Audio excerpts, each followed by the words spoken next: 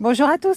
Alors les vélos pliants ont énormément évolué ces dernières années, plus légers, plus compacts et surtout beaucoup plus agréables à utiliser qu'auparavant. Aujourd'hui, nous allons découvrir ensemble le Sisykin C10 avec son moteur de 250 watts et sa batterie amovible de 36 volts. Mais son vrai plus est sans aucun doute son format pliant, puisqu'une fois plié, il devient beaucoup plus facile à transporter et à ranger, que ce soit dans le coffre d'une voiture, un garage, un appartement ou même un camping-car. Mais un vélo pratique, ça ne suffit pas. Encore faut-il qu'il soit agréable à utiliser au quotidien. Ce que je vous propose, c'est qu'on le découvre ensemble. Alors aujourd'hui, il fait beau et donc on en profite pour déballer ce gros carton. Et petit point positif avant même de l'ouvrir, il nous est arrivé en parfait état et en moins de 3 jours. Et voilà le bébé, bien emballé, bien protégé. On y retrouve ce que je pense être la selle, un carton d'accessoires et des mousses de calage un peu partout. Et voilà tout ce qu'on a trouvé à l'intérieur du carton. Le vélo était particulièrement bien protégé pour le transport et elles ont parfaitement rempli leur mission puisqu'il nous est arrivé en parfait état. Dans le carton, on retrouve bien sûr le vélo, la roue avant,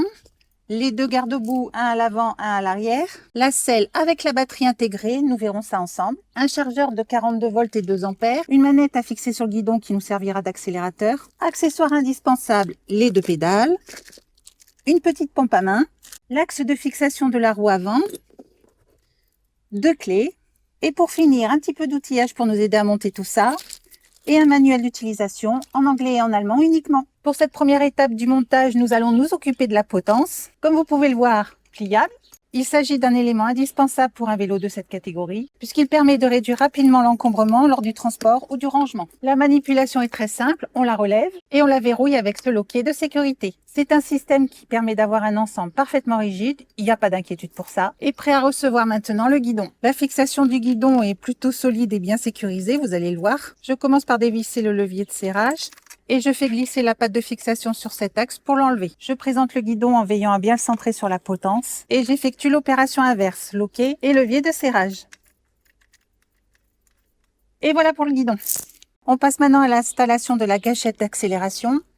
Là encore, l'opération est très simple, il suffit de dévisser cette vis à l'aide de la clé Allen fournie, d'ouvrir le collier de fixation, de positionner la gâchette à l'endroit souhaité, de resserrer l'ensemble, et ensuite à raccorder le connecteur électrique sur cette cosse. Avec des connexions très fragiles, j'insiste, mais munies d'un détrompeur. On le rentre doucement, mais on ne peut pas se tromper. Sur ce modèle, la batterie est directement intégrée dans le tube de selle.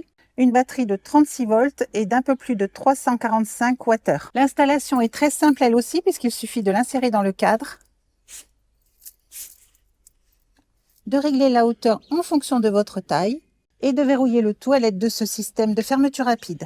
Passons maintenant au montage de la roue avant. Et la première étape est d'enlever cet axe installé pour le transport. Et son rôle est de maintenir l'écartement de la fourche pour éviter qu'elle ne se déforme ou s'écrase pendant l'acheminement du vélo. Cet axe ne nous sera plus d'aucune utilité pour le montage, on peut le mettre de côté. Et je peux maintenant insérer la roue avant à son emplacement définitif en veillant à bien positionner le disque entre les 2 plaquettes de frein. Je positionne ensuite l'axe de fixation de la roue. Je boulonne. Et je sécurise l'ensemble à l'aide du levier. Et voilà, ça commence à ressembler à quelque chose. Passons maintenant au montage des pédales. Alors comme sur la majorité des vélos, il y a un sens à respecter. Right, left, indiqué sur le vélo et on retrouve les mêmes sur les pédales. Right, donc on vise dans le sens des aiguilles d'une montre. Et on met un petit coup de clé histoire de ne pas les perdre en route. Left, je le vise dans le sens inverse des aiguilles d'une montre. Et même punition pour le serrage définitif avec la clé. Le petit système ingénieux avec ces pédales, c'est qu'elles sont pliables. L'intérêt étant de réduire encore davantage l'encombrement du vélo lorsqu'il est plié. Alors je vous ai épargné le montage des garde-boue. C'est très simple. Une vis ici en montant le phare en même temps. 2 vis de chaque côté et à l'arrière. Une vis ici et 2 vis sur le cadre. Alors voilà, le montage est maintenant terminé et le vélo est prêt à prendre la route. Et pour l'instant, je ne raccorde pas encore définitivement ce câble à la batterie, puisque je vais la mettre directement en charge afin de réaliser les essais dans les meilleures conditions. Ça y est, nous y sommes, la batterie est maintenant chargée à 100%. Mais avant de l'installer, il y a un point que j'avais envie de vous montrer. Quand on parle de vélo pliable, on parle souvent de l'encombrement. Mais on oublie souvent un critère, c'est le poids. Parce qu'au quotidien, un vélo pliable, ce n'est pas qu'un vélo qui roule. C'est un vélo qu'il faut parfois soulever pour le mettre sur le porte-vélo, ou dans les soutes d'un camping-car, ou dans un coffre de voiture. Il ne pèse seulement que 15 kg sans sa batterie. La batterie pèse environ 3 kg, ce qui nous donne un total de 18 kg 600. Alors vous venez de le voir, la mise en place de la batterie est particulièrement simple et une fois inséré dans son fourreau, il reste une petite manipulation à effectuer. Raccordez manuellement ce connecteur à la batterie. C'est simple, il suffit de le passer dans cette petite encoche et de le clipser aux broches de la batterie jusqu'au plic. Pour l'opération inverse, alors c'est tout aussi simple, je fais un quart de tour sur la bague bleue et je déconnecte. Alors tout à l'heure, je vous parlais du pliage du vélo. Je pousse en tout premier lieu cette sécurité vers l'avant et je déverrouille à l'aide du levier. Et le vélo s'ouvre très simplement. Et autre particularité pour réduire encore plus l'encombrement, la potence est repliable. J'effectue la même opération avec ce levier que pour le cadre et le tour est joué. Et comme vous allez le constater, la remise en configuration route est tout aussi rapide. Je déplie la potence et je reverrouille le cadre. Et pour la mise en route, c'est tout aussi simple. J'effectue un appui long sur le bouton marche arrêt et je sélectionne mon niveau d'assistance à l'aide de la touche plus. Et c'est parti pour les premiers tours de roue.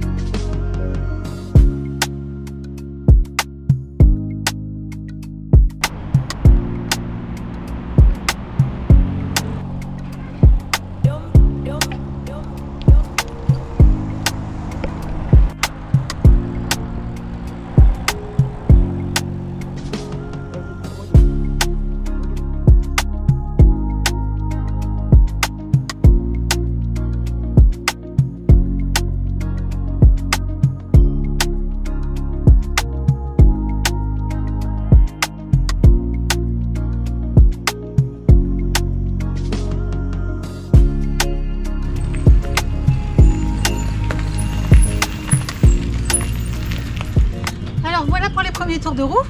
Il y a tout de même un petit point important à vous préciser. Comme je réalise cet essai en Allemagne, j'ai retiré la gâchette d'accélération afin tout simplement de respecter la réglementation locale. Donc actuellement, il est en mode vélo à assistance électrique classique, c'est-à-dire avec une assistance qui se déclenche uniquement lorsqu'on pédale.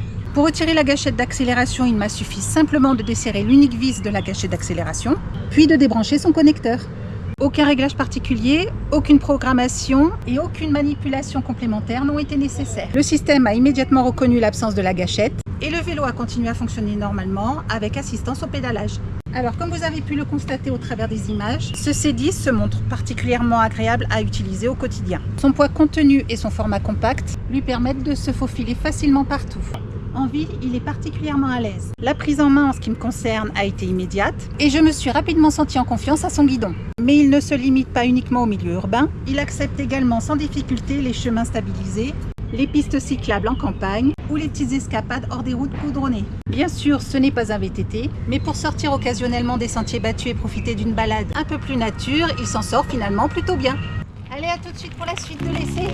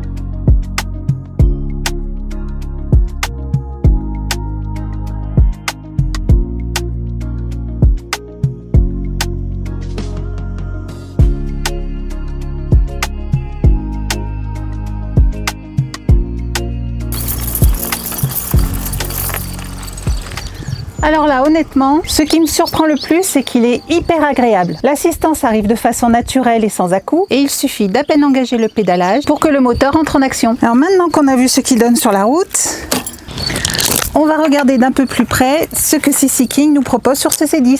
Alors pour commencer, ce vélo est équipé d'un moteur de 250 watts associé à une batterie de 36 volts, ce qui nous donne à l'usage un ensemble vraiment cohérent. Et côté autonomie, CC King nous annonce jusqu'à 100 km avec cette batterie.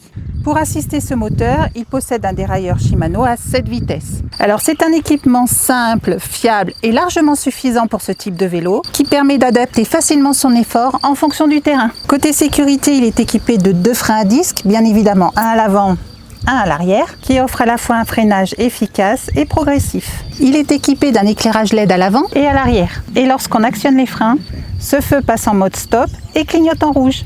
Il est équipé d'un écran LED, alors je ne sais pas si vous le voyez, mais il est très peu lisible en plein soleil. Et on y retrouve ici le bouton de mise sous tension, mais aussi ici la sélection des différents modes d'assistance. On dispose de 3 modes de conduite, qui permet d'ajuster le niveau d'assistance en fonction de son parcours ou simplement de l'autonomie que l'on souhaite privilégier. L'écran permet également de consulter sa vitesse en temps réel, le niveau de batterie, l'allumage de l'éclairage, ainsi que le kilométrage total parcouru. Donc si on peut résumer ce CC King C10 en quelques mots, je dirais qu'il est simple, pratique et particulièrement agréable à utiliser. J'ai apprécié son assistance réactive, son format pliant, sa batterie amovible et avec son faible encombrement, vous obtenez un vélo qui correspond parfaitement à une utilisation nomade comme la nôtre. Si vous souhaitez obtenir davantage d'informations sur ce CC King C10, je vous mets tous les liens utiles dans la description de cette vidéo. Et quant à nous, on se retrouve très bientôt pour une nouvelle vidéo sur cette chaîne.